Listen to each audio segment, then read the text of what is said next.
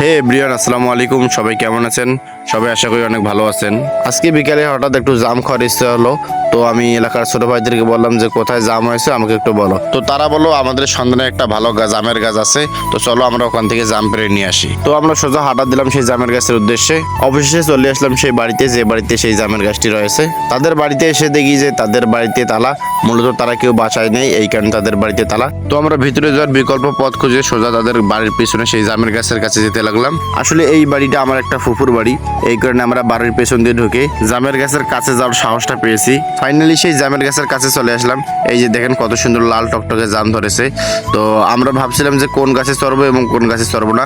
তাদেরকে জিজ্ঞাসা করলাম যে কোন গাছের জাম অনেক ভালো হবে, তোমরা একটু বলো। তারা বললো বাম দিকের গাছের জামটা অনেক সুস্বাদু হয় এবং জামগুলো অনেক বড়। তাদের বললাম শুভ গাছে দেরি কি, তাড়াতাড়ি যাও এবং জামগুলো পেরে নিয়ে আস। বলার সাথে সাথেই সে চলে গেল গাছে ওঠার জন্য।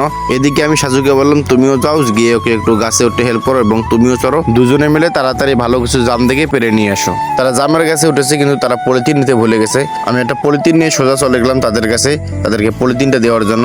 পলিথিনটা নেওয়ার জন্য তারা কেউ নিচে নামছিল না। তারা বললো তুমি উপরে ওঠো, উঠে আমাদের পলিথিনটা দাও। আমি বললাম আমি উপরে উঠতে পারবো না, তুমি তোমার পাটা নিচে দাও, আমি তোমার পায়ে পলিথিনটা গুঁজে দিচ্ছি, তুমি ওখান থেকে পলিথিনটা নিয়ে নাও। পলিথিনটা দিয়ে আমি নিচে অপেক্ষা করেছিলাম তাদের জামের জন্য। তো ফাইনালি তারা কিছু জাম পেরে আমার হাতে দিয়ে দিল। এখন আমি জামগুলো একটু ট্রাই করে দেখবো যে সেই জামগুলোর স্বাদ কেমন। যে জামের এত তারা প্রশংসা করছিল, তো জামগুলো দেখেই ভাই আমার জিভে জল চলে আসলো। এখন জামগুলো খাওয়ার পালা, খেয়ে দেখি জামগুলোর কেমন স্বাদ হয়। মাশাআল্লাহ, অনেক সুন্দর স্বাদ। গ্রামের ফরমালিন ছাড়া টাটকা সব ফলের স্বাদ ভাই অস্থির হয়। এটা আমরা যারা গ্রামে থাকি তারাই এই স্বাদটা শুধু উপভোগ করতে পারি।